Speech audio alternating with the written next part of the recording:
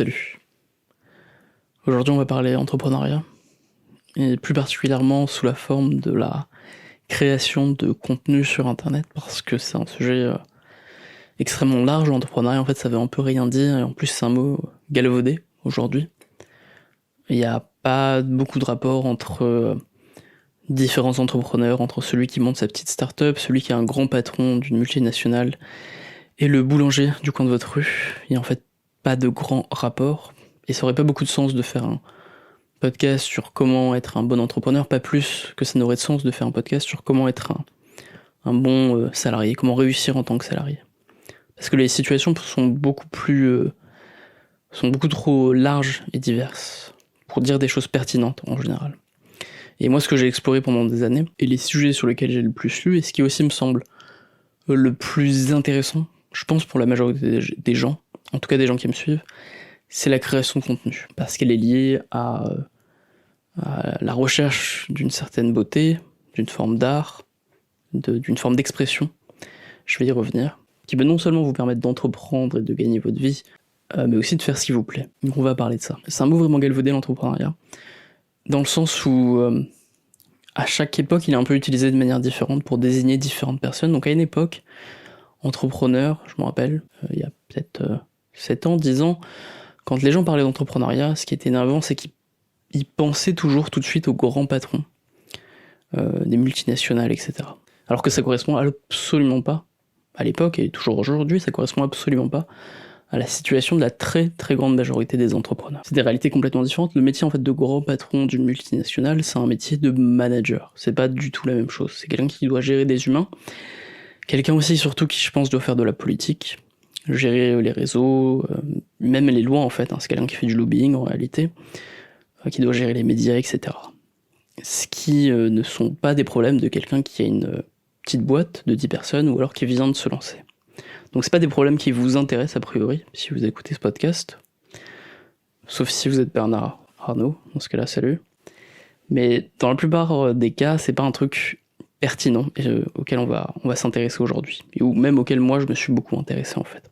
Et aujourd'hui, il y a une image différente, il y a un raccourci différent qui est fait pour l'entrepreneur, c'est de réduire aux start-upers.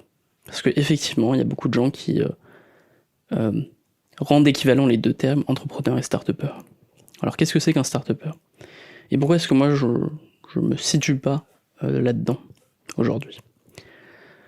Une start-up, c'est une petite boîte au début qui va viser un maximum de personnes en général, des centaines de milliers de personnes par exemple dans le monde, qui en général a une visée internationale, qui va utiliser souvent une technologie mais pas forcément, qui va être une application mobile, un site internet, et qui va essayer de gagner des millions, voire même plutôt des milliards, et qui pour arriver à cette fin va lever beaucoup d'argent auprès des investisseurs, auprès de gens qui veulent mettre de l'argent dans un projet et récupérer cet argent ensuite. Donc la startup, selon moi, mon analyse de ça, c'est que c'est quelque chose de fondamentalement différent de ce que vont rechercher beaucoup d'entrepreneurs, parce que je pense que beaucoup de gens qui s'intéressent à l'entrepreneuriat de base ne veulent pas devenir milliardaires, parce que ça veut pas dire grand-chose pour la plupart d'entre nous, et beaucoup de gens qui veulent entreprendre, qui veulent créer quelque chose, veulent pas forcément faire un produit pour des millions et des millions et des millions de personnes. Parce qu'en fait, quand vous faites un produit pour tout le monde, Facebook, Amazon, en vérité, vous n'avez pas de liberté de création. Vous êtes, pour ainsi dire, soumis au client. Vous devez faire quelque chose qui va plaire à tout le monde. Et quand vous êtes obsédé comme ça par la satisfaction de vos clients, finalement, vous n'avez pas cette liberté qui va attirer beaucoup de gens qui veulent créer quelque chose. Je crois pas que fondamentalement, un Jeff Bezos ou un Zuckerberg soit très libre dans sa création. Je crois pas qu'ils aient tellement le choix de faire quelque chose différent de ce qui plaît le plus. Il y a un devoir d'optimisation quand vous voulez toucher, plaire à des millions, voire des milliards de personnes, et qu'en plus vous le faites avec l'argent de milliers d'investisseurs. Vous perdez énormément en liberté. Pas seulement pour des raisons administratives ou économiques, parce que les investisseurs auraient un pouvoir sur vous, même pour des raisons, même sans prendre en compte les investisseurs, pour des raisons d'alignement des intérêts, vous êtes obligé de vous soumettre aux clients en fait. C'est comme si au lieu d'avoir un seul patron, vous avez des millions de clients. Donc c'est pas forcément l'idéal qui correspond à la plupart des gens, en termes de liberté de création. Et donc oui, aujourd'hui, c'est à ça qu'on pense quand on pense à l'entrepreneuriat. Et pourquoi pas, il y a des gens qui peuvent vouloir ça. Ça peut intéresser des personnes, des gens qui s'intéressent aux technologies, les gens qui veulent vraiment créer une révolution dans le monde, qui veulent vraiment changer les choses à une très grande échelle. Et puis en plus, ça peut permettre d'avoir du pouvoir ensuite pour faire des choses qui ont du sens. Je pense par exemple à Elon Musk qui a commencé par faire une start-up classique comme PayPal, qui a très bien marché, qui a servi beaucoup de gens, qui s'est adapté totalement au désir des clients, alors qu'à la base c'était un projet un petit peu crypto-anarchiste, un peu comme le Bitcoin. L'idée c'était de faire une monnaie d'internet, puis ça s'est adapté, puis ça a fait un produit voilà, tout à fait adapté à ce que les gens voulaient, notamment à travers eBay, et ensuite avec cet argent-là, alors, je sais plus combien il a pris de PayPal, mais je crois peut-être 300 millions, quelque chose comme ça, ou 1 milliard, mais en tout cas avec son coffre, il est allé fonder SpaceX et Tesla, qui sont des projets un peu particuliers. A priori, vous pouvez pas décider comme ça aujourd'hui de faire une boîte pour aller sur Mars, ou pour révolutionner les moteurs, ou les voitures électriques. Donc c'est une démarche un peu particulière, et peut-être qu'il y a des gens qui veulent gagner beaucoup d'argent pour derrière faire quelque chose qui a peut-être plus de sens et qui relève davantage de l'entrepreneuriat, de la création, et qui est davantage une création libre. Parce que en fait c'est ça, je pense, la particularité de la startup par rapport aux autres formes d'entreprise dont je vais plus parler aujourd'hui. Je me rends compte que c'est déjà assez long sur ce premier sujet, mais c'est pas le sujet principal. Je pense que si vous voulez créer une startup, ce qui doit vous intéresser, c'est plutôt le pouvoir, et pas l'argent. Parce qu'en réalité, si on prend cette définition de la startup qui est de gagner plusieurs dizaines, voire centaines de millions, voire plutôt des milliards, si vous voulez pas gagner autant, si vous voulez juste gagner 1 million d'euros, c'est plutôt bête à mon avis de vouloir faire une startup. C'est en soi 1 million d'euros, si vous êtes dans un pays développé comme la France, vous avez plein d'autres moyens de gagner 1 million d'euros sur 10 ans beaucoup plus fiables que de faire une application mobile, que de faire une startup. Enfin bref. Si vous voulez faire une startup et viser comme ça le milliard d'euros ou les centaines de millions d'euros, c'est ce que je disais. Si vous voulez viser ça, il faut que vous soyez pas motivé par l'argent. Il faut que vous en ayez rien à foutre de l'argent. Pourquoi ? Parce que vous avez de grandes chances d'échouer, déjà, et de pas avoir beaucoup d'argent, voire d'en perdre. Mais surtout, 1 milliard d'euros, ou même 100 millions d'euros, ça représente pas de l'argent. Vous allez vous acheter quoi avec ça ? Je sais même pas ce que vous allez vous acheter avec ça. Un yacht, je sais pas. Enfin, des trucs qui servent à rien et qui vont pas vous rendre heureux et qui vont même pas impressionner les gens. On sait même pas ce que ça veut dire 100 millions d'euros. Entre 10 millions, 100 millions et 200 millions, il n'y a pas tellement de différence. Par contre, quand vous arrivez à des grandes sommes, à des centaines de millions, à des milliards, en fait vous avez un truc qui est du pouvoir. Vous pouvez peser sur la politique, vous pouvez peser sur des grands projets technologiques qui sont importants à l'échelle nationale. Elon Musk, par exemple, collabore avec la NASA, il fait pas son truc tout seul dans son coin. Mais effectivement, si vous voulez gagner autant d'argent, c'est qu'a priori, vous avez un gros projet derrière et que vous êtes capable de le gérer. Donc ça peut être une démarche intelligente. Mais en dehors de ce cas de figure, où vous voulez avoir du pouvoir politique, et en plus, c'est pas forcément vrai dans tous les pays, c'est vrai aux États-Unis parce qu'ils ont une certaine culture et un certain rapport à l'argent, mais en dehors de ce cas de figure où vous voulez avoir beaucoup de pouvoir, ça n'a pas tellement de sens de vouloir gagner autant d'argent avec une start-up, selon moi. Je pense que dans des pays comme la France ou d'autres, c'est pas forcément la meilleure voie non plus parce qu'il y a d'autres voies, je pense, pour s'impliquer en politique que simplement gagner plein d'argent. Enfin, à voir. Je sais pas ce que ça va être pendant ces prochaines années et qui seront les prochains gros influenceurs politiques. On verra. Voilà les 2 trucs que je voulais traiter d'abord. C'est pas vraiment le sujet que je veux traiter aujourd'hui. Je pense pas que ce soit tellement ce qui motive le plus les gens qui m'écoutent. C'est pas ce qui me motive moi à l'heure actuelle. C'est ces questions du start-upper qui va essayer de gagner beaucoup d'argent ou alors du patron qui va gérer une grosse boîte, une grosse multinationale et qui va un peu s'impliquer en politique. C'est pas les choses qui nous intéressent le plus. C'est important pour moi de d'abord mettre ça de côté pour parler d'autres choses parce que sinon on risquerait d'y avoir une grosse confusion. C'est vraiment pas le même sujet. Je vais en profiter pour parler d'un truc, c'est le rapport qu'on a à l'argent et à l'entrepreneuriat dans un pays. En fait, je trouve qu'il dépend beaucoup des gens qui ont réussi, entre guillemets, dans leur pays. Je pense à ça par rapport à un texte de Nassim Nicolas Taleb qui parle en fait du fait qu'en fait dans les pays, on a un rapport à l'argent qui dépend de la situation économique, des lois, etc.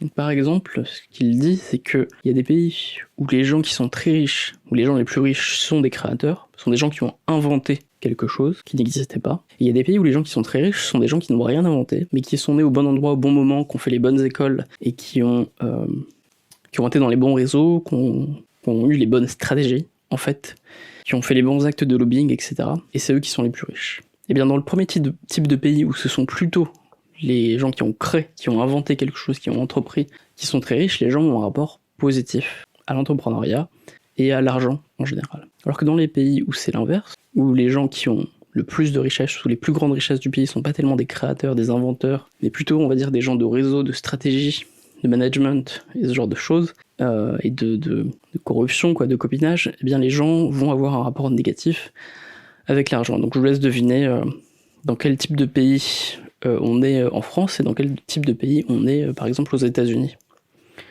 Vous pouvez regarder vous-même les chiffres des personnes les plus riches et voir comment ils ont eu leur richesse dans différents pays à travers le monde.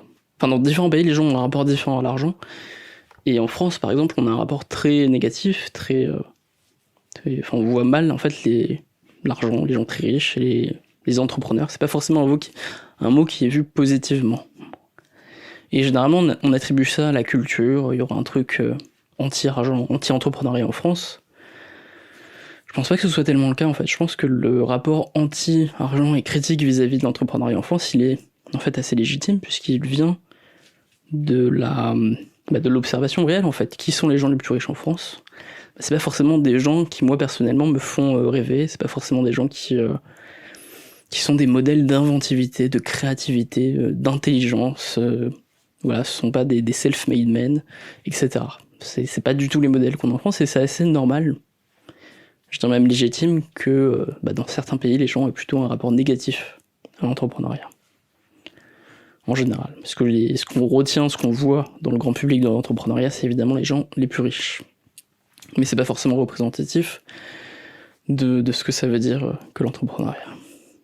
Donc voilà, maintenant que cette longue introduction, cette longue mise à l'écart de ces différents sujets est faite, on va parler de création de contenu.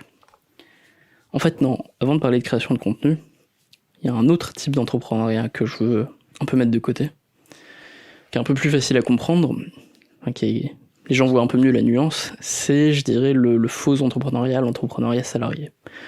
L'exemple le plus typique aujourd'hui, c'est le livreur, Deliveroo, maintenant il y a les gars qui chargent les trottinettes, le chauffeur Uber, etc., qui sont administrativement, légalement des auto-entrepreneurs. Et bon, je pense pas avoir besoin de parler 10 minutes pour expliquer pourquoi est-ce que c'est plus proche en fait d'une situation de salarié. Même s'il y a un peu plus de liberté, etc., au final ça se traduit par beaucoup de travail, par une très grande dépendance à une plateforme ou à un patron, en fait. Et dans ce même genre en fait d'entrepreneuriat entre guillemets que je vais pas traiter ici, c'est celui des petits patrons qui sont par exemple les boulangers ou les restaurateurs, qui sont aussi malheureusement dans une situation qui est très proche de celle d'un salarié, qui doivent faire beaucoup d'heures, qui n'ont pas la possibilité d'acquérir un monopole, qui n'ont pas la possibilité de vraiment déléguer beaucoup de tâches et de vraiment grandir. C'est un truc qui est bien expliqué dans Zero to One, un livre de Peter Thiel, où il explique en fait le fait que créer une boîte qui marche, c'est fondamentalement acquérir un monopole. Et le pire genre de boîte possible, selon Peter Thiel, c'est celle où on peut pas acquérir de monopole. Et un bon exemple de ça, selon lui, c'est les restaurants. Parce que si vous ouvrez un très bon restaurant dans une ville, disons que vous ouvrez un très bon restaurant chinois par exemple, eh bien vous n'aurez jamais le monopole. Pourquoi ? Parce que les gens ne voudront pas manger tous les jours de la semaine chez vous. Ou ils voudront pas manger tous les jours chinois chez vous. Alors vous pourrez avoir un très très grand restaurant, vous allez ajouter plein d'autres nourritures, mexicaines, françaises, espagnoles, etc. Ça va pas forcément intéresser les gens plus que ça. Et ils vont aller dans un autre restaurant. Donc vous êtes en fait dans une situation où vous ne pouvez pas acquérir de monopole. Et ça, selon lui, vous êtes toujours dans une situation de concurrence, de compétition indépassable. De la même manière que le livreur de pizza qui travaille pour une appli, qui est auto-entrepreneur, il pourra pas espérer un jour faire travailler pour lui d'autres livreurs qui vont utiliser son compte et faire grandir sa marque comme ça en tant que livreur. Il est soumis à une compétition permanente. Jamais il pourra s'en sortir. Et donc ça, pour lui, pour Peter Thiel, c'est la pire forme d'entrepreneuriat. parce qu'elles mènent à peu près nulle part. Et bien sûr, les monopoles les plus évidents, c'est les GAFA en fait. Le monopole sur la recherche sur Internet, le monopole sur l'identité en ligne, qui est Facebook, le monopole sur l'achat en ligne, qui est Amazon, etc. Voilà. Maintenant, parlons de création de contenu. Et pourquoi est-ce que c'est un type d'entrepreneuriat qui me plaît beaucoup plus? Alors, vous l'avez compris, les types d'entrepreneuriat dont je vous ai parlé ici, ça va avoir le grand patron d'une multinationale, qui est un grand manager, le start-upper, qui a de grandes chances d'échouer, mais qui s'est réussi, gagnera énormément, mais qui est très dépendant de ses clients, et le petit patron, qui en fait galère beaucoup, sûrement plus qu'un salarié classique. Mais en fait, le point commun de tous ces entrepreneurs, c'est que finalement, ils ont très peu de liberté, et que finalement, ils ne créent pas beaucoup, et que finalement, ça me semble pas correspondre à un idéal de vie très agréable et très cool. Et ce que moi j'ai essayé de développer dans mes expériences, ce que j'ai compris, c'est que ce qui me plairait, ce dans quoi je m'épanouirais, c'est pas ça du tout.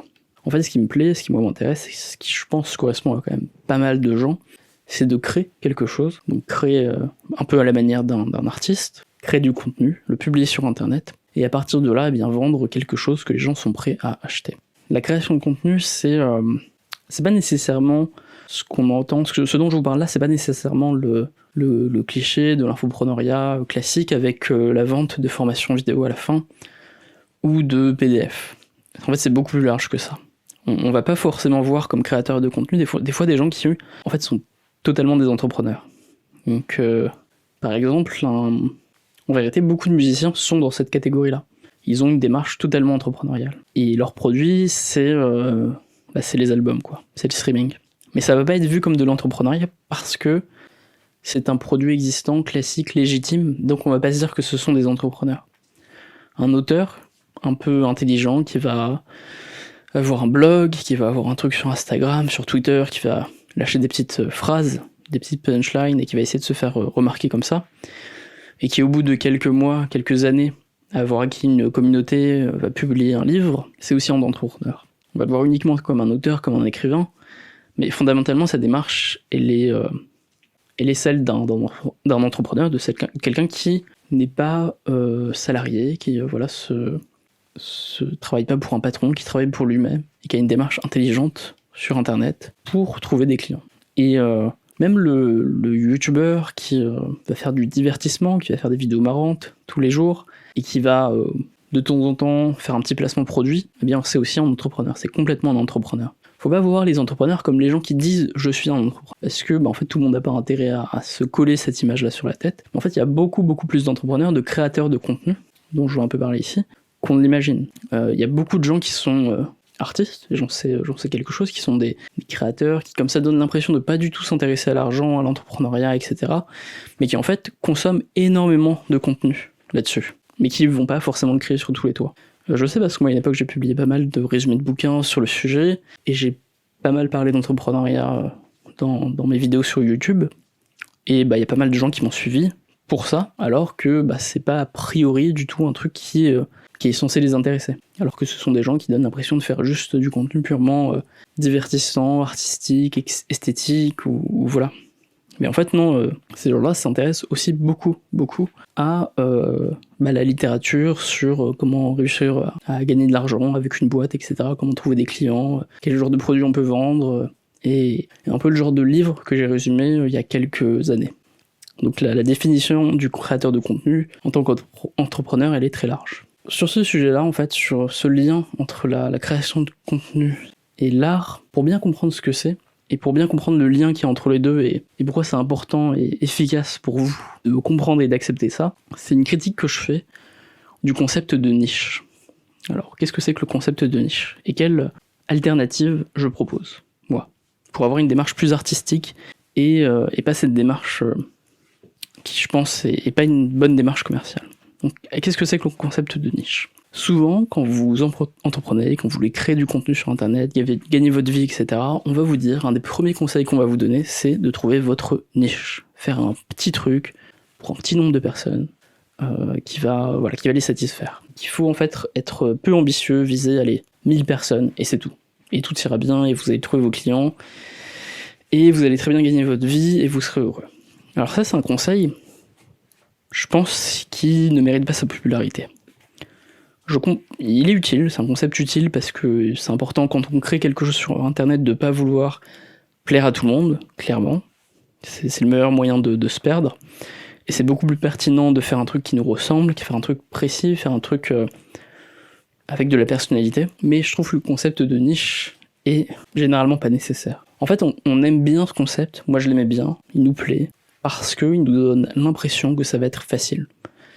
Il nous donne l'impression qu'on va pas avoir de compétition, qu'on va pas avoir à faire la concurrence, que voilà, tous les gens qui vont nous connaître vont nous aimer, puis on n'aura personne qui va être sur notre chemin. Et que voilà, il nous suffit de trouver 1000 personnes, ou alors 500 personnes, et puis c'est tout. Et puis avec ça, on aura une bonne carrière entrepreneuriale, on aura des clients pour longtemps, et on pourra vivre de ce qu'on veut extrêmement facilement. Parce que si je vous dis, non, en tant qu'entrepreneur, en tant que créateur de contenu, ce que vous devez viser, c'est toucher, 100 000 personnes, 50 000 personnes, bah là, tout de suite, j'ai perdu sûrement les 3/4 d'entre vous. Sûrement, les gens vont se dire, ouais, mais non, mais je peux pas arriver à ça, moi, c'est impossible. Alors que si je vous dis, oui, il faut que vous fassiez votre petit truc de niche et que vous fassiez des skateboards pour les handicapés ou des parapluies pour les gens qui vivent à Bamako, j'en sais rien, un truc ultra précis, bah là tout de suite tout le monde se dit ah oui mais moi je peux faire ça, je peux trouver ma petite idée très particulière que personne n'a fait encore, et je vais être le premier à faire ce truc là et ça va super bien marcher, parce que je vais trouver ma cible. Mais depuis, on va dire à peu près 10 ans que je m'intéresse à ce sujet de l'entrepreneuriat et que je vois des gens créer des choses sur internet, eh bien, mon expérience c'est que les gens qui ont eu cette démarche là, de la niche, de faire un truc très spécifique, très spécial, qui va plaire à quelques personnes, à coup sûr, bah ils ont tous arrêté en fait. Ils ont tous arrêté. Ils font autre chose. Ça a peut-être marché un temps, en général non, mais si ça a marché un temps, peut-être un an. Et puis après, voilà, ils sont juste passés à autre chose. Alors qu'autour de moi, les gens qui ont une démarche plus ambitieuse que ça, qui se sont dit je veux toucher toute une communauté, je veux viser voilà, des milliers et des milliers de personnes, apporter de la valeur à plein de gens dans un truc assez large, comme, je sais pas, le sport, la vidéo, voilà, n'importe quoi, un truc assez large. Moi, c'est le développement personnel, c'est quand même une très très très grosse niche, c'est un sujet assez général. Voilà, l'entrepreneuriat, les livres, résumé de livres, c'est pas vraiment une niche non plus. Ben, généralement, moi, ce que j'ai vu, c'est les gens qui étaient pas là à se dire, tiens, je vais toucher un petit nombre de personnes avec une niche, eh bien, c'est eux qui ont mieux le marché sur le long terme. Et donc ça m'a amené à remettre en cause un peu ce concept de niche. Et je pense qu'il y a un truc, moi je propose une perspective beaucoup plus pertinente, à mon avis, qui permet de bien plus facilement, en fait, réussir et trouver des clients et gagner sa vie en faisant ce qu'on veut. C'est le concept d'archétype. Moi, ce que je vous conseillerais, c'est de prendre un sujet grand public, voilà, qui touche déjà des milliers et des milliers de personnes, de pas avoir peur de la concurrence. Josh Kaufman explique bien dans The Personal MBA, donc son livre qui résume un peu tout ce qu'il a appris en lisant une centaine de livres sur l'entrepreneuriat. Il explique bien que souvent la concurrence c'est un bon signe, c'est un signe que vous êtes sur quelque chose qui est porteur, sur un marché porteur. Donc vous allez sur un domaine qui est très concurrentiel, donc j'en sais rien, le sport, la déco, le développement personnel, l'entrepreneuriat, la lecture, la musique, quelque chose comme ça. Et au lieu de vous dire, à l'intérieur de ce domaine, je vais trouver une petite communauté, dites-vous, je vais développer un archétype, un angle, une perspective qui n'a encore jamais été développée. Par exemple, si vous vous intéressez au sport, disons à la musculation, une bonne manière de faire aujourd'hui, actuellement, avec ma connaissance du domaine, ce serait de développer ça de manière artistique. Voilà, développer une vision du sport, vous allez vous intéresser à la science du sport, à la pratique du sport, mais vous allez le faire avec un angle sensible, un angle poétique, un angle artistique, peut-être en vous intéressant à l'histoire des grands sportifs de l'Antiquité grecque, ou je sais pas, du reste du monde, et vous allez essayer de développer un truc qui n'est pas du tout développé aujourd'hui dans le sport, parce qu'on a plutôt des gens très durs, très scientifiques, très virils, très mecs, etc. Enfin, ce cliché n'est pas du tout développé, ce cliché de l'artiste sportif, surtout dans la musculation, n'est pas du tout développé.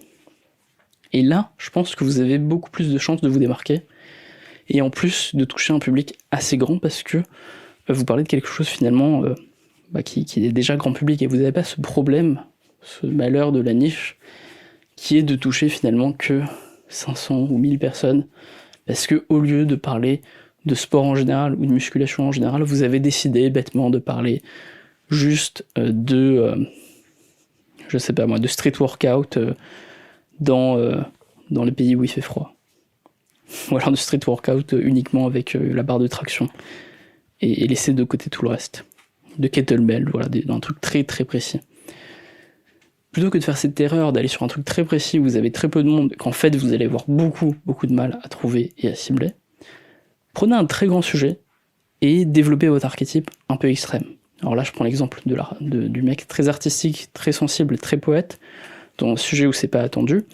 Vous pouvez aussi avoir une approche très très scientifique, très quantitative, pour parler de make-up, par exemple.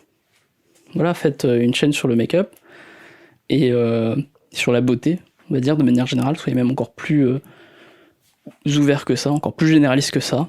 Et puis au lieu de parler de votre vie, de vos expériences personnelles, eh bien vous allez parler de toutes les expériences scientifiques dont on dispose sur la beauté. Voilà, on a fait cette expérience, il y en a en plus, ça existe. On a fait cette expérience, cette fille est venue avec ce genre de maquillage, ce genre de rouge à lèvres, ce mec est venu avec ce genre de t-shirt, avec ce genre de logo, et ça a donné ça. Et puis vous essayez peut-être de reproduire, ou au moins d'illustrer ces expériences scientifiques sur ce sujet-là. Bien là, vous avez beaucoup plus de monde qui vont s'intéresser à ce que vous faites. Et parce que vous développez un archétype original dans un domaine. Alors je pourrais prendre en fait plein d'exemples sur ça, prenez n'importe quel domaine qui vous intéresse, partez de ça, et puis trouvez l'archétype qui n'a pas encore été très développé.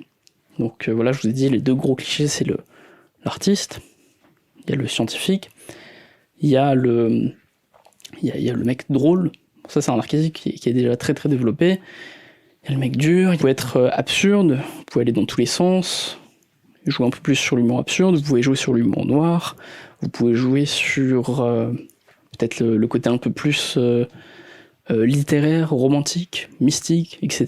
Bon, je vais pas tous vous les faire. C'est un sujet que je développe plus dans le livre que je publie en ce moment en audio, donc je vais pas pousser davantage dans cette direction.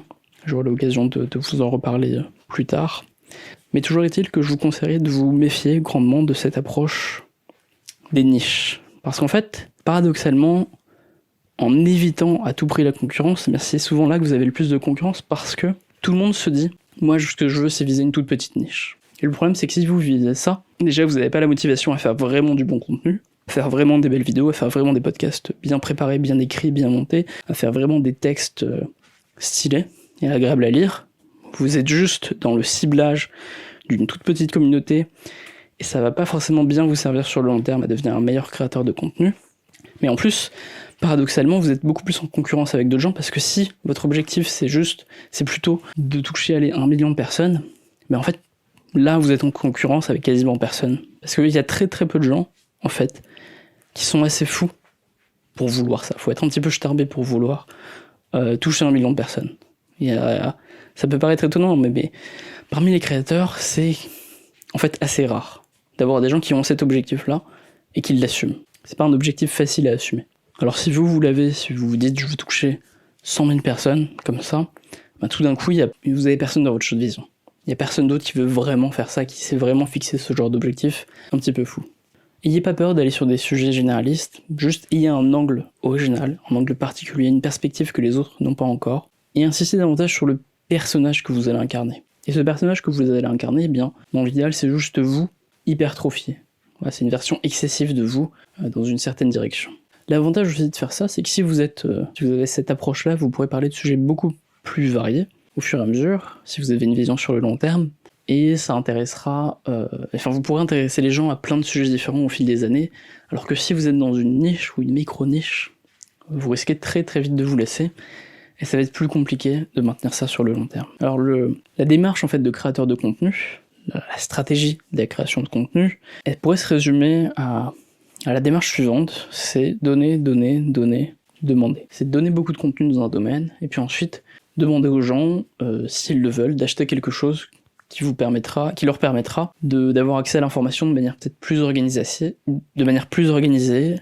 d'avoir accès à des informations en avance, ou d'avoir accès à des informations inédites que vous donnez pas ailleurs. Alors je parle d'information, mais c'est pas forcément d'information qu'il s'agit en réalité. L'information, c'est je dirais que c'est la forme la plus simple de la création de contenu. Voilà, d'expliquer aux gens comment faire quelque chose, comment atteindre un objectif particulier, mais il y a plein d'autres voies. Je parlais du musicien, de l'auteur qui essaye de se démarquer. Ça peut être des objets, si vous êtes un peintre, un artiste, un créateur, ça peut être une BD aussi évidemment. Il y a plein d'autres choses qui sont possibles. Mais avant de commencer à vendre, essayez de donner. Essayez de donner un maximum de choses. Un truc aussi auquel je pense là maintenant, et qui je pense doit être bien compris par tous les artistes, par tous les créateurs, je pense qu'il y a le gros problème qu'on a quand on est artiste, quand on veut créer du contenu et quand on veut vivre de ce qu'on fait. Un des gros problèmes qu'on a, c'est la légitimité. Enfin, plutôt ce que nous on considère en tant que créateurs comme de l'art légitime. Par exemple, des gens vont considérer que ce qui est de l'art légitime, c'est de faire un livre physique. D'autres, ça va être de faire une BD. Pour d'autres, ça va être de faire un album. On sait souvent que écrire, par exemple, pour prendre le cas un peu extrême, c'est pas forcément le meilleur moyen d'acquérir une audience quand on est personne, quand on n'est pas du bon milieu, quand on n'a pas les réseaux. Enfin, généralement, se faire connaître en tant qu'écrivain, ça a l'air très compliqué et ça a l'air aussi très injuste. J'ai pas tellement l'impression que c'est ceux qui sont les meilleurs qui vont se démarquer. Donc en fait, souvent quand on est dans cette situation, on va développer d'autres stratégies pour toucher du monde. Typiquement, ça va être de créer des vidéos. Pour d'autres, ça va être de créer du contenu sur Instagram par exemple, et chacun va sur Internet, beaucoup de gens vont sur Internet trouver d'autres moyens beaucoup plus faciles d'acquérir de l'audience, et à partir de cette audience, ils vont proposer un autre contenu complètement différent, à leurs yeux plus légitime, à la vente, qu'ils vont proposer à leur public. Voilà, ça va être un livre, ça va être une BD, etc. Bien ça présente un premier problème, ça vous pousse à faire deux choses en même temps qui n'ont rien à voir. Par exemple, vous allez faire des vidéos, et vous allez vendre une BD, ça veut dire que vous allez devoir faire deux trucs qui n'ont à peu près rien à voir. Et tout le temps que vous passez à faire des vidéos, c'est du temps en moins à travailler sur votre capacité à faire de la BD. Et c'est a priori des skills complètement différentes, c'est des aptitudes, mais qui sont pas vraiment liées, quoi. Et il y a quelque chose d'assez triste en plus, de manière générale là-dedans, c'est assez injuste en fait.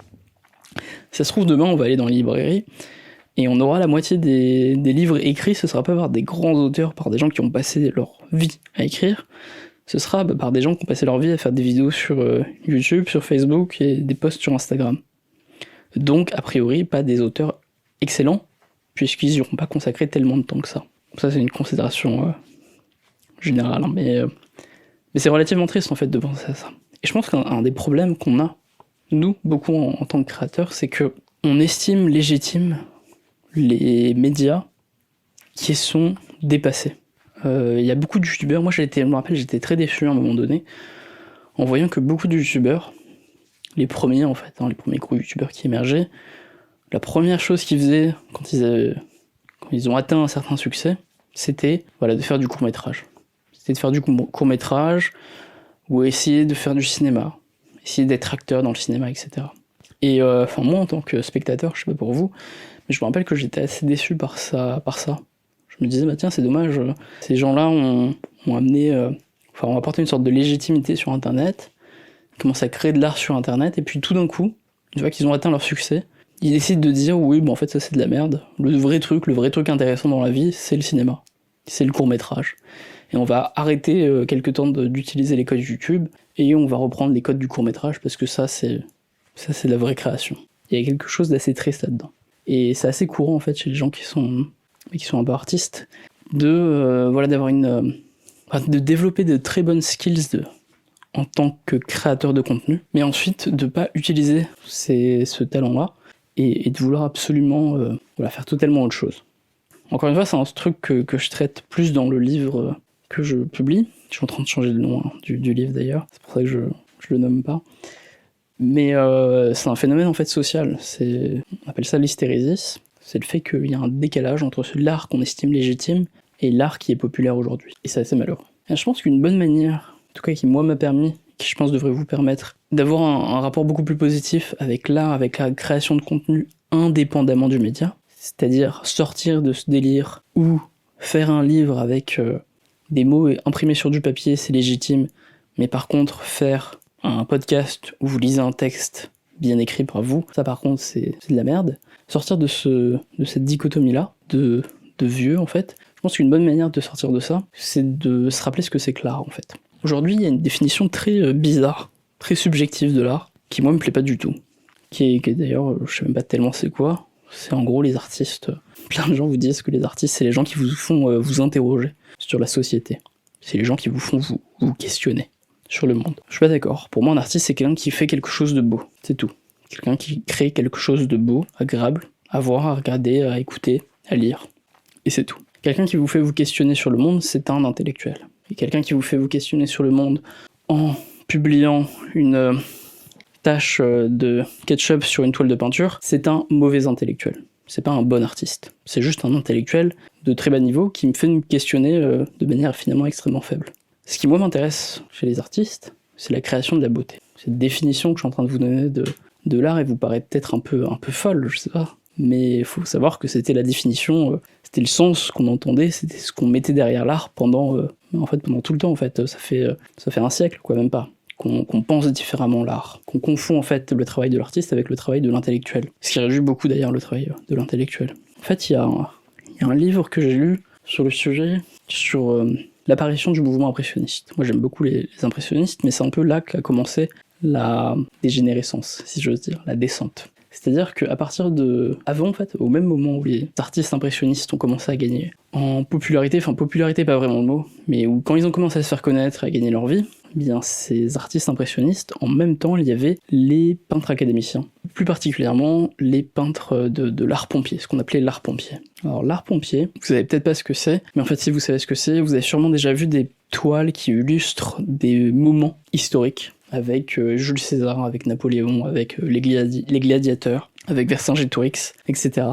Vous avez sûrement vu des grandes toiles comme ça, grandioses, avec justement des casques qui font penser aux casques des pompiers de l'époque. C'est pour ça qu'on appelle ça l'art pompier. Et donc il y avait des artistes au même moment où les impressionnistes sont apparus qui étaient très grandioses dans leur manière de faire, très raffinés, très sophistiqués, qui visaient vraiment le détail et qui faisaient des choses extrêmement belles. Si bien que vous connaissez ces peintures-là, même si vous connaissez pas les noms de Cabanel, de Jean-Léon Gérôme, etc.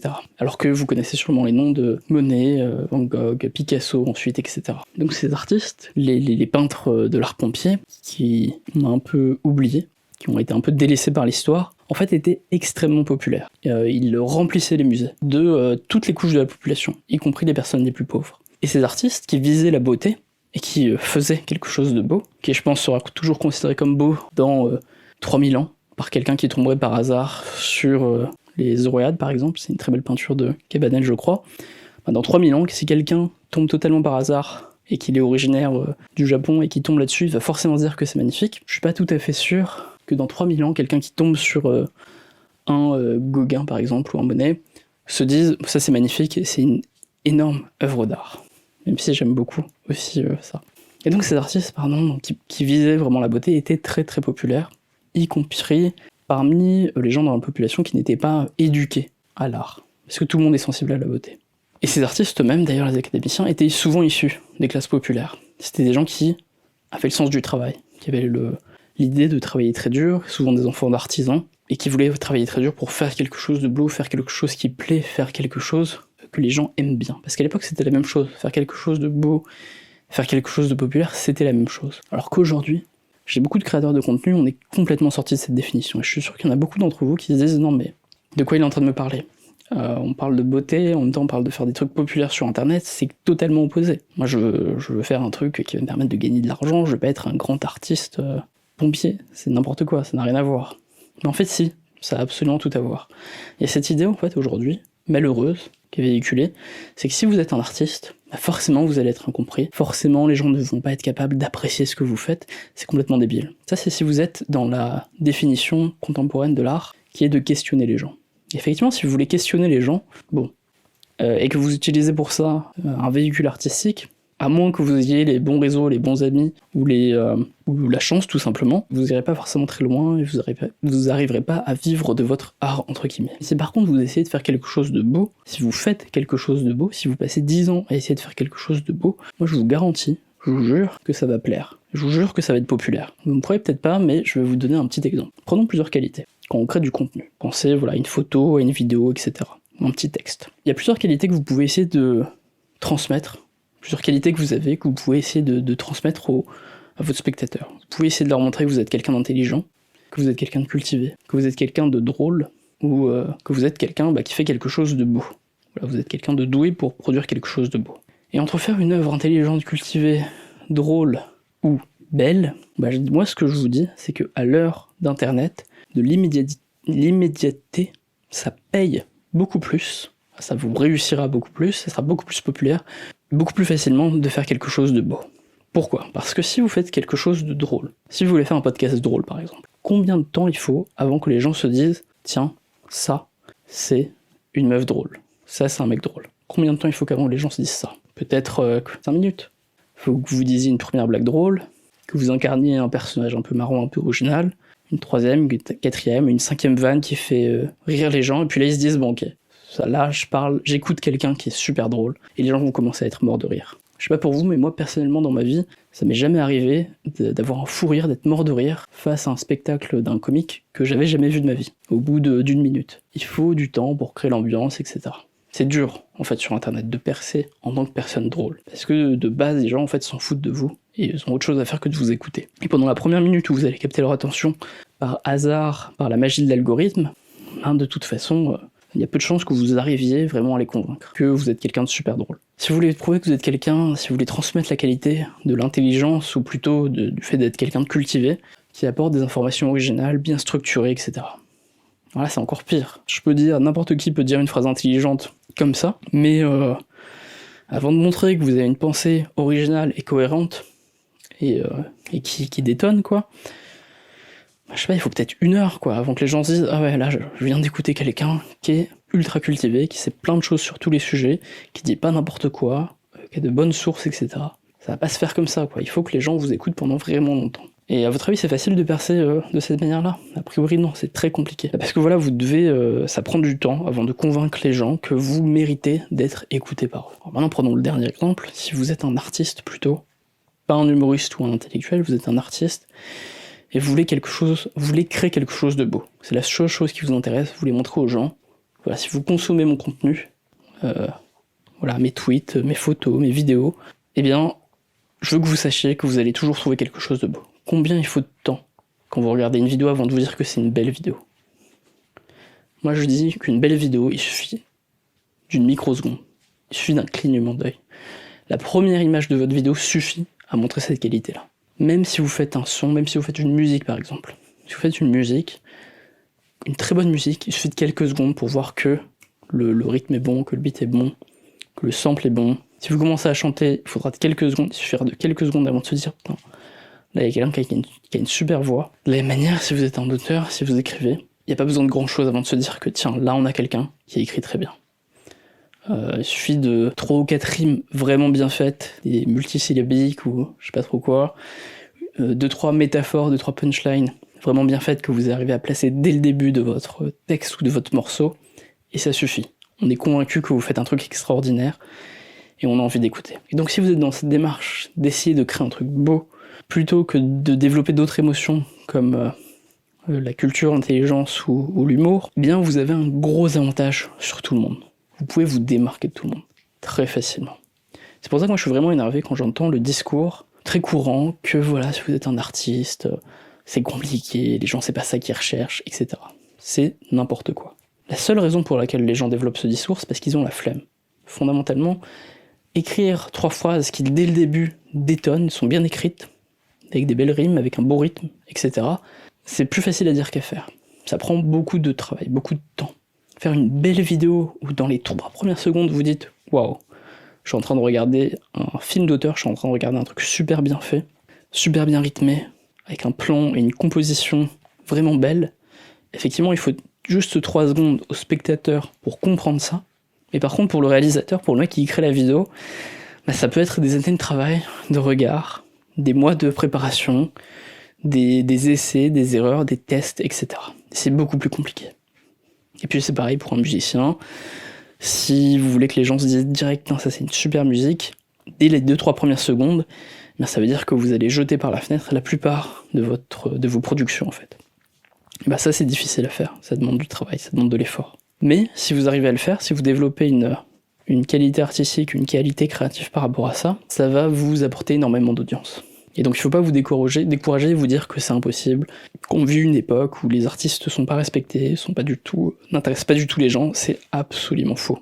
À toutes les époques, et dans toutes les époques futures et passées, les gens adorent voir des belles choses.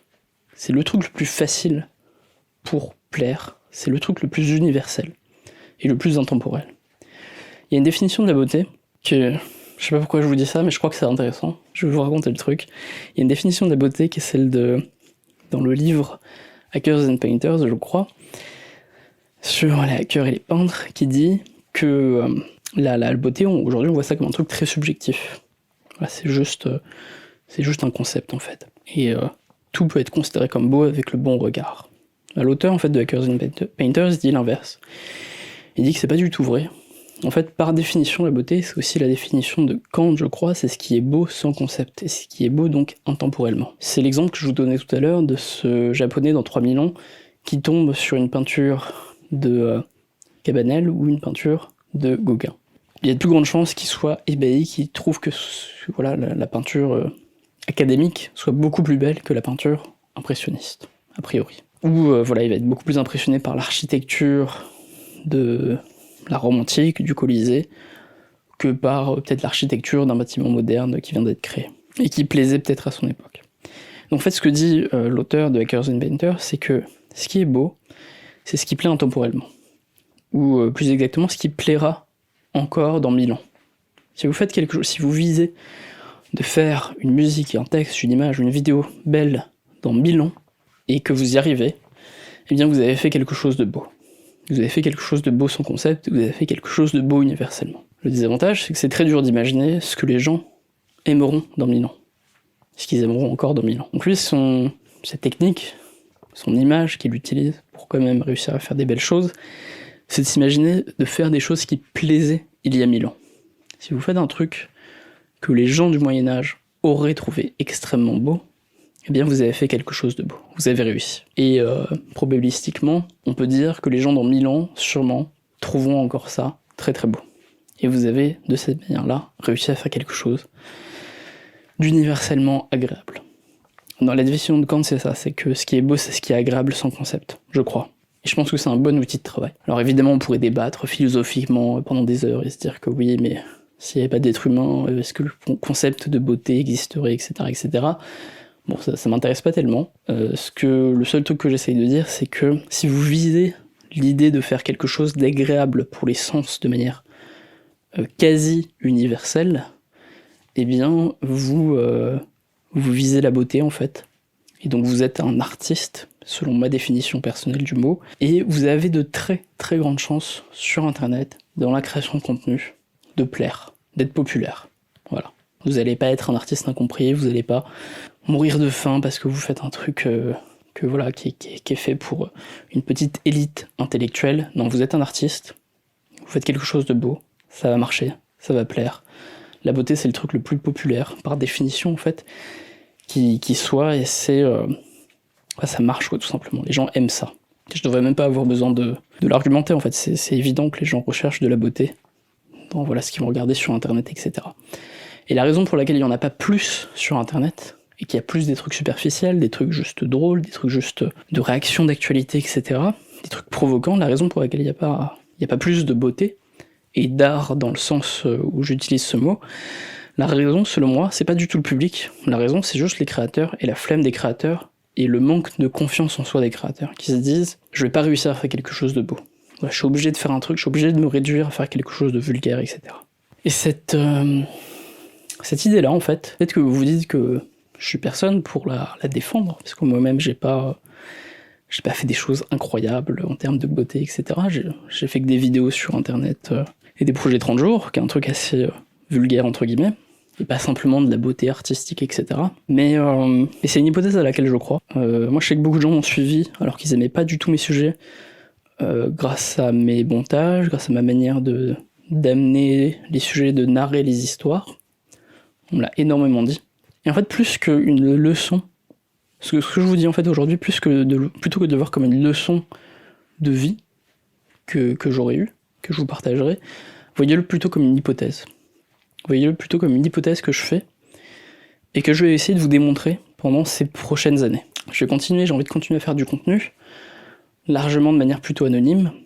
Là, ce podcast par exemple, là c'est le tout dernier podcast de la série Tout ce que je sais sûr. Je voulais pas le publier à la base, mais j'ai décidé de le faire.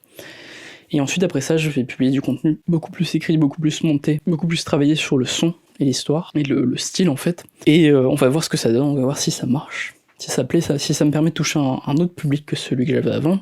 Je vais aussi développer des formats un peu nouveaux sur Instagram, dans la vidéo, dans l'image, et enfin, à partir de l'année prochaine, je vais aussi développer des formats vidéo en anglophone et de manière pas vraiment anonyme mais pseudonyme, et on va voir si ça marche. Et vous pourrez voir par vous-même si j'avais tort ou si j'avais raison. Si j'avais tort, donc sur cette hypothèse que je fais, qu'il suffit de faire quelque chose de beau, qu'il suffit d'avoir cette démarche artistique pour être populaire sur internet, et ensuite, en fin de compte, vivre de son art avec cette démarche qui est de donner, demander, ensuite vendre quelque chose qui a plus ou moins un rapport avec cet art. Cette démarche en fait de l'hypothèse, de vérification des hypothèses, elle est vraiment importante, en particulier dans l'entrepreneuriat, parce que dans l'entrepreneuriat, il y a un gros problème qu'on a, et c'est vraiment massif, hein. Dans beaucoup de livres, beaucoup de vidéos que vous trouvez, beaucoup de conseils, beaucoup de blogs, souvent la démarche c'est de regarder des gens qui ont réussi et de vous dire bon bah eux ils ont fait ça, donc vous devez faire la même chose, ça va marcher. Ça intellectuellement c'est absolument faux, c'est pas vrai, ça ne marche pas comme ça. Il suffit pas de regarder le monde, voir ce qui a marché, et dire bon bah maintenant il faut reproduire ça, et essayer de trouver les points communs entre les différentes personnes qui ont réussi, et essayer de reproduire ça. Le monde ne marche pas comme ça. C'est pas comme ça qu'on établit ce qui est vrai et ce qui est faux. Parce qu'en fait, après coup, c'est à la portée de tout le monde d'expliquer tous les succès. On peut trouver 1 milliard de raisons différentes et contradictoires pour expliquer le succès de tel ou tel youtubeur, de tel ou tel musicien, de tel ou tel entrepreneur. Et enfin, ouais, il y a juste un problème épistémique là-dedans. Ce qu'il faut croire, ce qu'il faut suivre, c'est plutôt les gens qui font des bonnes prédictions. C'est les gens qui font des bonnes hypothèses et qui ne se trompent pas sur ces hypothèses. C'est ce que j'essaye de faire là, ce que j'ai aussi fait dans le cadre de la création de mon livre, où j'ai fait un projet 30 business en 300 jours. Je vous partagerai un petit peu des leçons par rapport à ça plus tard. Mais la bonne démarche, en fait, si vous voulez savoir si un modèle du monde, un modèle mental du monde, une théorie et des hypothèses sont justes, c'est de voir non pas les gens qui sont capables d'expliquer tout après coup, parce que ça, voilà, tout le monde en est capable, hein, je peux vous expliquer tout. Moi, je sais pas, j'ai pas vu le film du Joker qui est sorti récemment, mais je vous assure que si je regarde le film et que vous me laissez 2 heures, je vous explique pourquoi il a marché. Cette explication sera fausse, évidemment. Mais je vous assure que je serai capable de vous faire une explication en 2 heures tout à fait crédible, et que malheureusement la plupart des gens vont croire sur pourquoi est-ce que le Joker a marché. La vérité, c'est que je n'en sais rien. Ce qui serait intéressant, pour savoir pourquoi le Joker a marché, ce serait de trouver quelqu'un, tel que le réalisateur du film, qui aurait dit avant voilà, ce film va marcher parce que X, Y, Z, et qui aurait fait cette hypothèse et qui aurait vérifié donc cette hypothèse. Parce qu'en fait, votre capacité à expliquer les choses après coup, elle démontre une seule chose, elle démontre juste votre imagination. Elle démontre juste votre capacité narrative, votre capacité à dire des histoires cohérentes. Mais le fait qu'en fait, par exemple, pour prouver que le Joker a marché pour X, Y raison, ça démontre rien parce que 5 personnes différentes, vous trouverez 5 explications différentes. Toutes tout à fait cohérentes, et malheureusement les gens risqueraient de les croire toutes, ou alors de croire celle qui leur plaît le plus. Et c'est pas comme ça qu'on trouve la vérité en fait. Je vais pas plus approfondir là-dessus, je pense qu'il y a plein de contenus sur internet sur ça, sur la démarche scientifique, sur l'épistémologie que vous pouvez trouver par ailleurs. Et clairement dans l'entrepreneuriat on a un gros problème avec ça, qui est que beaucoup de gens vont juste vous expliquer après coup tous les succès, sans avoir une démarche vraiment utile, quoi, une démarche de vérité. Donc ouais, je vous disais ça parce que ces différentes choses que je vous dis sur l'art, voyez-les plutôt comme des hypothèses. C'est un peu des leçons de moi, ce que j'ai appris évidemment de mon expérience, mais vous pouvez le voir plutôt comme des hypothèses qui vont se vérifier ou pas à l'avenir. Si d'ici 1 an, avec les différents trucs que je vais créer sur internet, vous voyez que ça a marché, ben vous pourrez vous dire que j'ai réussi, que j'avais raison et que cette vidéo était ultra utile, que c'était de la bombe.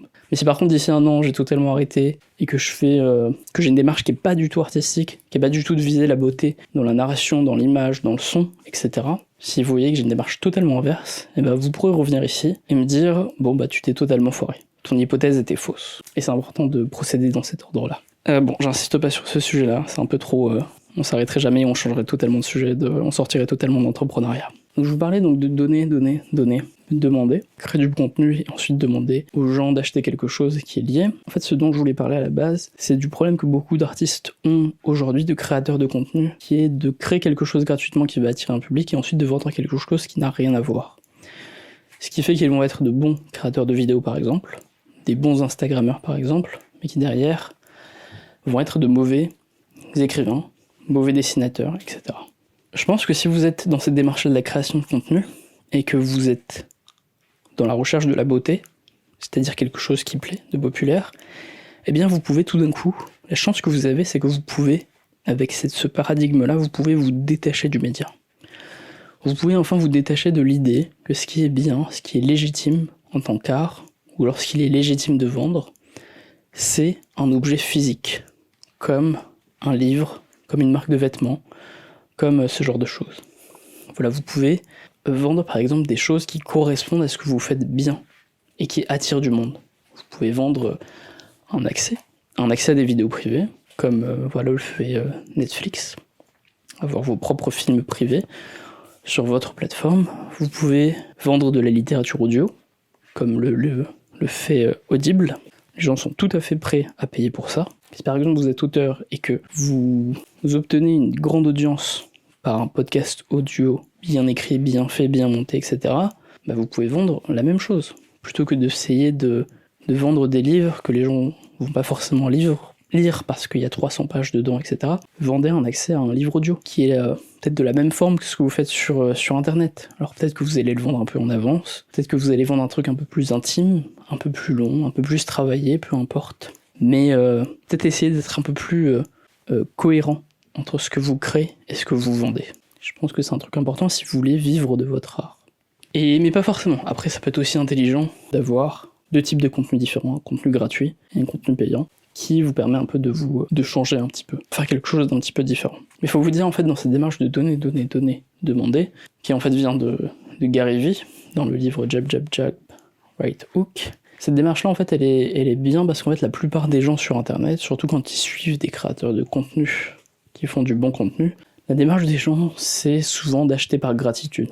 Moi, quand j'y pense, la plupart des gens à qui j'ai acheté quelque chose sur Internet, les créateurs, c'était beaucoup par gratitude. C'est parce que je sentais que je leur devais quelque chose. Même si eux, ils n'avaient pas besoin d'argent, même s'ils n'avaient pas forcément besoin de mon soutien, je sentais qu'à chaque fois, j'achetais quelque part pour les remercier. Plus que pour obtenir quelque chose. Et c'est quelque chose que moi j'ai constaté dans mon expérience entrepreneuriale, c'est vrai que les clients, les gens qui m'ont acheté quelque chose, souvent n'ont pas finalement de très très grandes attentes, et sont vachement cléments en fait, et ont plutôt envie d'être sympas en fait, ont envie de remercier d'une certaine manière d'avoir obtenu beaucoup de contenu gratuitement, parce que il y a un petit pourcentage de la population, même un assez gros pourcentage, qui sont pas très bien à ne pas exprimer sa gratitude d'une manière ou d'une autre. C'est ça en fait la démarche entrepreneuriale intéressante, je pense, pour un créateur de contenu, c'est d'être capable d'exploiter, de profiter de ce sens de la gratitude qui est en nous tous, quand on reçoit du contenu gratuitement. Et je pense qu'une des clés pour faire du beau contenu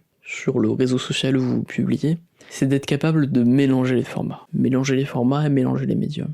Je trouve qu'il y a une immense timidité de la part des créateurs, aujourd'hui encore, qui est, je le disais tout à l'heure, de se référer au format ancien légitimé, donc par exemple le cinéma et le court-métrage, ou la photographie peut-être un peu plus classique, photographie de mode sur d'autres réseaux sociaux, alors que les nouvelles plateformes sur Internet appellent de nouveaux formats. Et je pense que les nouveaux formats ne sont pas encore les bons formats en fait pour YouTube, pour Instagram, pour Snapchat. Je pense qu'ils n'ont pas encore émergé. On les a pas encore trouvés. Ou en tout cas, il y a beaucoup de nouveaux formats qui vont émerger, qui vont apparaître et qui sont nécessaires en fait. Et on a tendance à éviter ça. On a vraiment une tendance je disais donc à se référer à de vieux formats légitimés dans le passé, de vieux médias légitimés dans le passé, mais on a aussi une tendance à s'accrocher à des formats actuels, au format d'aujourd'hui. Celui qui fait du vlog, il fait que du vlog. Celui qui fait un Draw My Life, il fait que un Draw My Life. Et celui qui publie des photos sur Instagram de sport, il suit tout le format des gens qui font du sport. Et il y a peu de mélange. Il y a peu de gens qui font de la vidéo, vlog et du dessin animé en même temps, par-dessus la vidéo. Il y a peu de gens qui font de la vidéo réaction et en même temps, au milieu de ces vidéos réactions, des mini courts-métrages. très court, intelligent, peut-être un peu dans un style d'auteur, etc. Il y a, par exemple, je parlais tout à l'heure des gens qui ont deux formats, un format gratuit pour YouTube et un format payant qui correspond à ce qu'ils estiment être un format plus légitime d'art. Donc par exemple dans la musique, vous pouvez être un musicien, et un jour vous pouvez décider de publier un album, mais avant ça vous avez fait juste des vlogs. Et voilà, des vlogs où vous racontez un peu de votre vie. Parce que ça marche, ça attire des gens. Du facecam, etc. Pourquoi est-ce que vous feriez pas les deux en fait? Pourquoi est-ce que vous seriez pas la première chaîne YouTube où on n'est pas capable de dire si vous êtes un vlogueur ou un clipper? On sait pas si on regarde des clips ou si on regarde des vlogs. Parce que vous racontez votre journée en chantant ou en rappant, avec de la musique, à chaque fois différente, nouvelle, et vous faites ça tous les dimanches. Pourquoi est-ce que vous ne seriez pas le premier à faire ça? Pourquoi est-ce que ça n'existe pas encore? Je pense que c'est simplement parce qu'on est attaché au vieux format. On se dit voilà, ça c'est légitime, puis un jour il faut que je sorte un album, parce que ça c'est bien, ça les gens sont prêts à payer pour ça, et puis ça fait de moi un vrai artiste. Un vrai artiste, c'est quelqu'un qui fait de l'art dans les règles qu'on a définies de ce que c'était que l'art et de ce que c'était pas. Si vous adhérez à ma définition de l'art, vous savez que c'est débile. Si vous adhérez à ma définition de l'art qui est de créer de la beauté, peut-être qu'il faudra inventer un nouveau mot, parce que ça correspond tellement plus à ce qu'on en dit aujourd'hui. Peut-être que je sais pas, on devrait appeler ça des beautéistes, des esthètes. Enfin bref, si vous êtes un vrai artiste, selon moi, vous en avez rien à foutre de sortir un album, d'écrire un livre, de faire machin. Faites juste des pseudo-vlogs, pseudo-clips, et faites un truc beau et original. Et c'est bon, voilà, vous êtes un artiste. Vous n'avez pas besoin de chercher autre chose, un autre genre de format qui vous fait rêver, sans aucune raison. Enfin si, parce que vous manquez d'imagination en fait, vous rêvez sur des choses qui existent déjà. Et mélanger les médias, voilà, vraiment, pour moi c'est le truc qui est sous-exploité. Par exemple, donc j'ai évoqué le truc du dessin animé mélangé à la vidéo, alors moi je l'ai fait très vite fait, mais ça pourrait être bien plus exploité parce que faire du dessin animé ça prend beaucoup de temps. C'est très dur. Mais pourquoi pas mêler ça à de la vidéo? Voilà, soyez le premier créateur de contenu qui fait du dessin animé en même temps, et qui fait de la vidéo, et qui arrive à mêler les deux, si bien qu'il arrive quand même à sortir une vidéo par semaine, sans trop de difficultés. Le risque, alors, si vous faites ça, ne le faites pas d'une manière snob, quoi. Ne cherchez pas absolument à dire, attention, je suis pas un youtubeur comme les autres, ce que je fais c'est du dessin animé, c'est du grand art, c'est... Non, respectez la plateforme. Continuez à faire ce que les gens désirent, c'est-à-dire continuer à parler, peut-être face cam, à raconter votre vie, commencez pas à essayer de faire du cinéma d'auteur directement, simplement parce que vous avez eu l'idée de mélanger les médias, mélanger les formats. Je pense à ça parce que c'est un autre sujet que le mélange des formats, mais bon, je pense que vous comprenez très bien le mélange des formats. Voilà, faites de la musique, de la vidéo en même temps, faites du dessin animé, et de la pâte à modeler, et...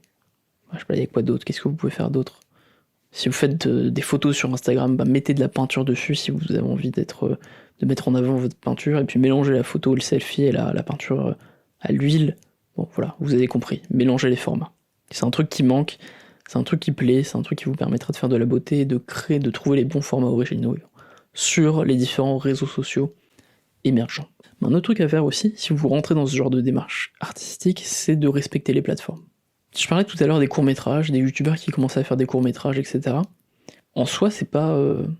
En fait, moi, je trouve ça assez irrespectueux. De créer une chaîne YouTube où vous parlez face cam, et puis vous faites des défis, et puis après vous racontez votre vie, et puis un jour vous sortez un court-métrage, où vous êtes acteur, et où vous êtes une vingtaine à travailler sur cette réalisation, et à faire un truc cinématographique. Moi, je trouve ça irrespectueux parce qu'en fait, c'est pas respectueux de la plateforme, mais en soi, l'idée d'écrire, de faire un court-métrage, une narration sur YouTube, c'est très bien. Mais la question, c'est pourquoi le faire comme si c'était un film à la télé ou au cinéma? Pourquoi est-ce que vous feriez pas des vlogs écrits, des vlogs narratifs, avec une histoire, avec, voilà, où c'est une fiction, mais vous parlez quand même face à la caméra en jouant, et vous reprenez totalement les codes de YouTube. Vous investissez pas tout d'un coup dans un gros studio et une grosse caméra avec de l'éclairage de fou pour dire absolument à tout le monde attention, maintenant je suis un artiste, attention, maintenant je suis un réalisateur, et je suis pas un youtubeur comme les autres. Pourquoi est-ce que vous feriez ça? Pourquoi est-ce que vous resteriez pas dans dans le contrat tacite qu'il y a entre le regardeur et le créateur sur cette plateforme. Pourquoi est-ce que vous casseriez ça, absolument ? Simplement, peut-être parce que vous avez envie de rentrer dans des formats passés et légitimés, et que vous vous intéressez peut-être moins à la beauté qu'au fait de dire que vous êtes un vrai réalisateur. Je pense à ça en fait surtout par rapport à moi, mon exemple personnel, une idée que j'ai eue récemment. Moi je m'intéresse beaucoup à l'écriture, à la littérature et à l'écriture, vous le savez sûrement, et j'ai envie de publier. J'ai eu l'idée en fait de publier maintenant, là dans l'avenir, des écrits, des textes au format audio, dans des trucs un peu plus travaillés, montés, voilà, avec un style un peu plus précis. Et dans cette démarche, en fait, de créer de la littérature audio, mon premier réflexe, c'est quoi ? C'est d'écrire à la troisième personne. C'est de raconter l'histoire de quelqu'un. Dire voilà, un tel, à 5h45, est arrivé dans cette ville, et blablabla. Faire en fait comme dans tous les livres, raconter une histoire à la troisième personne. Pourquoi ? Parce que c'est ce qui se fait dans la littérature. Et puis quand on fait ça, on comprend bien que là, attention, on est en train d'écouter un livre, attention, je suis un auteur, attention, c'est super.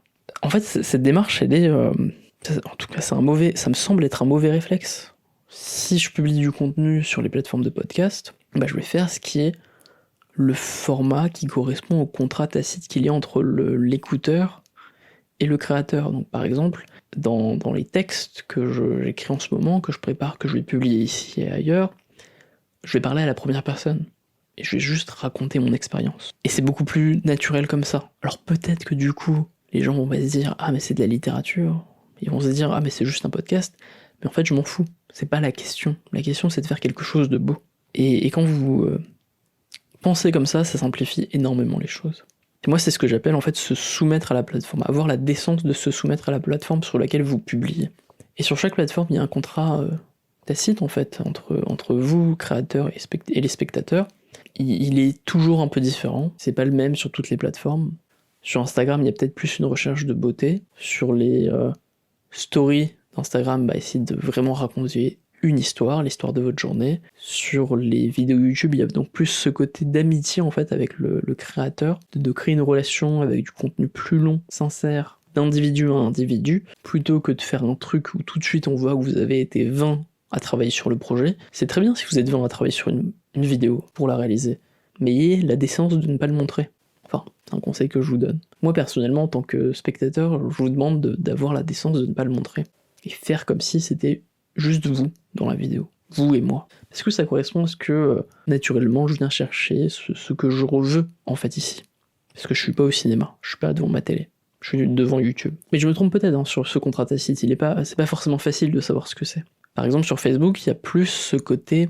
Ce qui va marcher, par exemple, sur Facebook, c'est souvent des choses, non pas très intimes, très personnelles, très sincères, comme on trouve sur YouTube, mais plutôt des choses sociales, des choses qu'on va vouloir partager, parce qu'elles disent quelque chose sur nous, sur notre identité. Des contenus qui vont peut-être avoir un aspect un peu politique, ou qui vont transmettre des bons sentiments, ce genre de choses. Et là, le contrat, c'est celui-ci, ce contrat tacite. Parce que si vous respectez, en fait, si vous trouvez ce rapport sous-entendu, implicite entre vous, créateurs, et nous, spectateurs, ou inversement, si vous trouvez ce rapport-là, bien de toute façon, en plus, votre contenu va beaucoup mieux marcher. Voilà, à mes yeux, c'est une question, en fait, de respect de la plateforme. Et pas tomber, en fait, dans ce travers de vouloir dire à tout prix, attention, là, ce que je fais, c'est de la musique, c'est un album. Vous n'avez pas besoin de faire un album. Là, ce que je fais, c'est un livre. On s'en fout de votre livre, de votre court-métrage, on en a rien à foutre. Faites juste quelque chose de beau, et c'est tout. Dans cette réflexion, un truc à la suite de ça, qui je pense permet un peu de se soumettre à ces nouvelles plateformes de réseaux sociaux, c'est de penser à des histoires sur le long terme. La narration, l'histoire sur les réseaux sociaux, ça c'est un truc assez général. Pour moi, elle se fait pas seulement à chaque contenu publié, mais sur le long terme. Souvent, ce qui va faire qu'on aime bien un créateur, on le suit pendant longtemps, c'est son évolution. On va le voir changer, on va le voir être influencé, on va le voir gagner en influence lui-même, on va le voir se rétracter, s'ouvrir, etc. Et c'est un truc super intéressant à voir. On adore tout ça. Et rarement, très rarement, trop rarement encore, peut-être parce qu'on n'a pas forcément assez de recul, c'est fait de manière consciente. Souvent, c'est juste fait de manière inconsciente. Et donc, il y a une démarche artistique et de beauté émotionnelle qui est involontaire, dans le fait de voir un youtubeur changer, le fait de voir un instagrammeur changer, mais il y a un truc intéressant là-dedans. Et le conseil que je donnerais moi, fait que moi je vais essayer de mettre en application aussi dans de futurs contenus, c'est de choisir ça. C'est de conscientiser ça et d'incarner une histoire sur le long terme, d'incarner un personnage en fait qui va évoluer sur le long terme et qui va montrer une évolution intérieure, psychologique, intéressante et enfin simplement esthétique en fait. C'est c'est la littérature même en fait. C'est le truc intéressant dans la littérature. C'est d'avoir tout un livre assez long, ou même une série de livres, qui montrent l'évolution de quelqu'un, où on peut vraiment rentrer dans cette tête, où on peut vraiment se mettre à sa place. C'est un truc très difficile à faire à la télévision, dans un film, ou au cinéma. C'est tout à fait possible dans les séries, par contre. Mais je pense que le modèle un peu de la création sur Internet, c'est la série, en fait. C'est la série, c'est le feuilleton, c'est le journal sur le long terme où on voit les choses évoluer. Et donc une bonne manière de créer du contenu, je pense, aujourd'hui sur Internet, c'est d'avoir cette capacité-là à penser en fait en termes de personnages, d'histoires qui évoluent avec le temps et être capable de faire des liens entre ces différentes publications sur le long terme, et puis pourquoi pas avoir déjà une idée de où vous allez. Tu vois, déjà avoir une idée des choses qui sont peut-être secrètes au début et que vous allez révéler tôt ou tard. Ou peut-être des choses qui vont totalement changer dans votre média, des retournements de situations qui vont arriver, des personnages qui vont arriver, qui vont disparaître, etc. Pourquoi ne pas penser à ça à l'avance ? Je pense que ça peut être très intéressant d'un point de vue artistique également. Donc voilà un peu tout. On pourrait rentrer dans le détail sur chaque média, chaque réseau social existant actuellement, puis ceux qui émergent comme LinkedIn en tant que réseau social et TikTok, mais on va pas le faire ici. Et j'ai déjà fait des trucs sur la vidéo en général, sur l'audio, sur la narration, pas encore sur l'image, je le ferai peut-être plus tard quand j'aurai un peu plus d'expérience. Je vais pas aller plus loin aujourd'hui, on a finalement assez peu parlé d'entrepreneuriat, on a beaucoup parlé de beauté, de création de contenu. Bon, c'est un sujet dont j'aurai l'occasion de parler plus tard, je pense que je vais m'arrêter pour aujourd'hui. Peut-être dans un autre podcast, je parlerai plus de choses concrètes. Donc pour ceux qui n'ont pas vu, de toute façon, j'ai déjà fait un podcast sur la vidéo, un autre sur la voix, un autre sur la narration. C'est la série Tout ce que je sais sur. Je vous invite à écouter ça. J'en profite pour dire un petit truc, c'est que j'ai envie vraiment, donc vous l'avez compris, je pense, de développer cette approche de création de contenu, de création artistique sur Internet. Si vous êtes intéressé par ça, je vais proposer une semaine entre Noël et le Nouvel An, plus exactement le 26 décembre et le 31 décembre. Le 31 décembre, ça finira assez tôt dans la journée, pour que vous puissiez ensuite aller au Nouvel An. Donc entre le 26 et le 31 décembre, je vais faire une semaine de création avec un petit groupe de personnes, c'est-à-dire pas plus que 10, il n'y aura que 10 places. Et donc pendant une semaine, donc 6 jours je crois exactement, on va... Non, 7 jours du coup, 26 au 31. Ouais, non, 6 jours. Du 26 au 31, du coup, on va tous les jours créer quelque chose. Enfin, je vais donner en fait un cours ou partager ce que je sais pendant les 6 jours, 2 heures par jour, et répondre à vos questions, aux questions du petit groupe de 10 personnes sur la création de contenu sur Internet. Donc la forme que ça prendra, c'est qu'il y aura un jour où on parlera d'écriture, un jour on parlera de son, donc d'écriture et de narration, ensuite de son, d'audio, de montage audio, de musique. Le troisième jour, on parlera peut-être plus d'images, ensuite de vidéos, et ensuite peut-être de gestion de communauté et de vente et de création de produits le dernier jour. J'ai envie de faire ça avec un petit groupe. Si vous êtes intéressé, je vais mettre un lien juste en dessous pour que vous vous inscriviez, pour que vous me disiez que vous serez intéressé, et disponible entre le 26 décembre et le 31 décembre à Paris. Donc ça sera dans le 3e arrondissement, enfin dans le centre de Paris pour ceux qui ne connaissent pas, dans une petite salle de classe. Et l'idée en fait c'est pas de donner un cours simplement et d'expliquer des leçons à faire, mais c'est surtout d'avoir un petit groupe de personnes motivées pour créer ensemble pendant une semaine. C'est-à-dire que l'idée c'est d'avoir 10 personnes qui veulent créer des choses sur Internet, du texte, de l'écrit, de l'image, du son, de la vidéo, peu importe, du podcast, etc. et qui se lancent à fond autant que possible pendant cette semaine de vacances. Et je pense que d'être une communauté, en fait, d'être un petit groupe de 10 personnes comme ça qui suivent le même cours et qui ensuite participent à la même aux questions-réponses et qui ensuite va peut-être se retrouver pour faire ensemble du contenu, peut-être pour écrire ensemble au même endroit, peut-être pour filmer, s'aider à filmer et se donner des idées mutuellement. Je pense que ça pourrait motiver pas mal de personnes à se lancer. Et en plus de ça, l'intérêt c'est que vous créez tous les jours un truc nouveau, après le cours, après les 2 heures de cours, et qu'en fait du coup, tous les jours, le lendemain, vous puissiez exposer à la classe, entre guillemets, à la communauté, aux 10 autres personnes, vous puissiez leur montrer ce que vous avez fait, et chacun pourra vous dire comment vous améliorer, et vous aurez un premier regard de qualité en fait, pour savoir comment est-ce que vous pouvez vous améliorer dans votre création de contenu quotidienne pendant cette semaine. Donc évidemment, moi j'aurai un regard peut-être un peu plus affiné pour savoir qu'est-ce que vous pourrez améliorer, mais en fait le simple fait d'être avec 10 personnes, un petit groupe de gens motivés pour la création de contenu sur internet, je pense que ça peut être vraiment cool pour savoir comment faire du bon contenu dès le début, et puis dès le début avoir un bon feedback sur ce qu'on doit améliorer ou pas, ce qu'on doit garder ou ce qu'on doit changer, parce que le gros problème qu'on a quand on commence au tout début, c'est qu'on n'a pas de public. Et du coup, on sait même pas ce qui est beau, ce qui plaît, ce qui est agréable et ce qui ne l'est pas. Si on a le bon rythme, si on est trop rapide, si on est trop lent. En fait, vu qu'il y a personne qui nous regarde, on sait pas en fait. On a trop peu de retours pour savoir ce qui est pertinent et ce qui ne l'est pas, alors qu'avoir un petit groupe comme ça, une petite communauté, ça peut être, je pense, utile. Donc voilà, si vous êtes disponible la dernière semaine de l'année, du 26 au 31 décembre, envoyez-moi un petit message à autodisciple@gmail.com ou alors vous inscrivez dans le lien juste en dessous dans la description, sinon vous m'envoyez un message. Et je vous tiendrai au courant, ce sera un séjour payant d'une semaine. Si vous n'êtes pas de Paris, il n'y a pas de problème. J'essaierai de réunir les gens qui participent et qui ne sont pas de Paris pour qu'ils aient un logement commun, ce serait l'idéal, pour pouvoir travailler ensemble. Donc envoyez-moi un message ou inscrivez-vous juste en dessous dans le lien de la description et je vous dis à très bientôt du coup, pas pour un nouveau Tout ce que j'ai appris sur, cette fois-ci c'était vraiment le dernier. La prochaine fois je vous parlerai, ce sera un format beaucoup plus travaillé, beaucoup plus écrit. En fait je profite du NaNoWriMo, qui est le mois de ce mois-ci où plein de gens se réunissent pour écrire un maximum. Et donc les prochains podcasts seront sous une forme très différente et j'ai hâte de voir vos retours pour ça. Voilà, à très bientôt, salut.